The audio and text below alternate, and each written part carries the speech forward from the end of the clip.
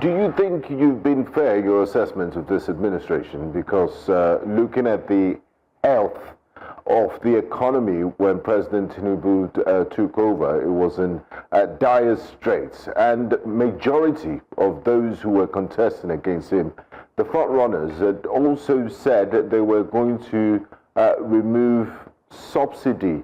Having said this, are there any positives you've seen in the last 2 years? Because you can't say, I believe, that, nothing good has come. They've not done anything positive when the government has rolled out some policies and initiatives in the last 2 years. I know it's not your duty to talk about to highlight the positives of the administration, but just being fair.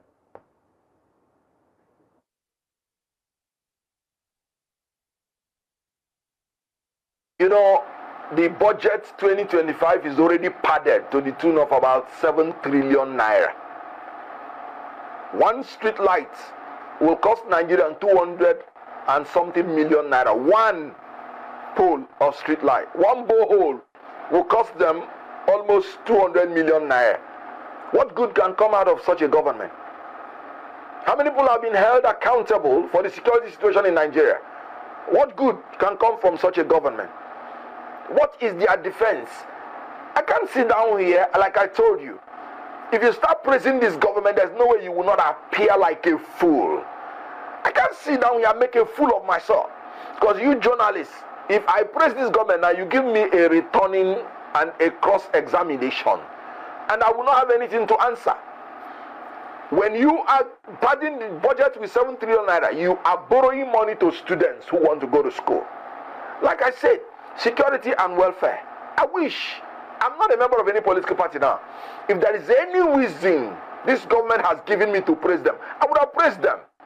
Look at India appointments. Appointing only Yoruba people, his own people, not even only Yoruba, the Lagos axis. The Lagos Alaye inspired axis of his proteges. Look at it.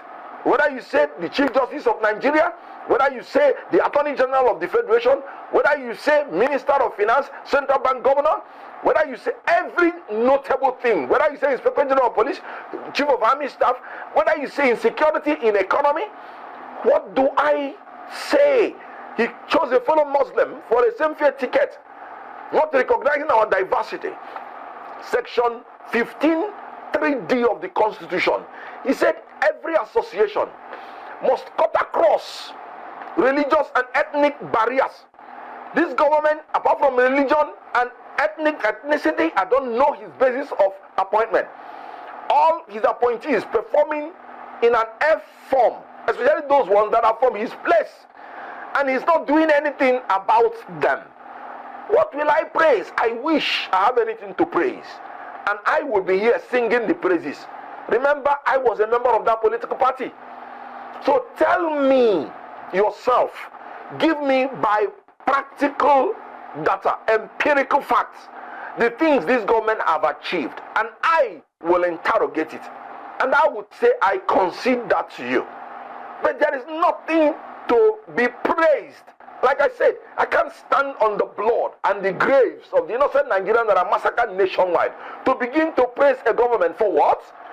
For giving me tears and blood? So that is the issue. For the first time in 2 years of any government, there is nothing to praise about. I said in Nigeria, you have more malnourished children than in Sudan, a war-torn country. So we are actually like people living in a war-torn country without wars. Look at, in Northeast, our soldiers being massacred in something that you know existed before coming in. You're removing resources from there to take it to another place. Yet, you found it necessary to spend 150 billion naira for your presidential jet when you came in. So the issue here is, I wish there is anything to praise. I have none, but you can help me, and I will concede to you. But by the empirical facts, this government has achieved nothing, in my own opinion, and the only thing they deserve is to be taken out.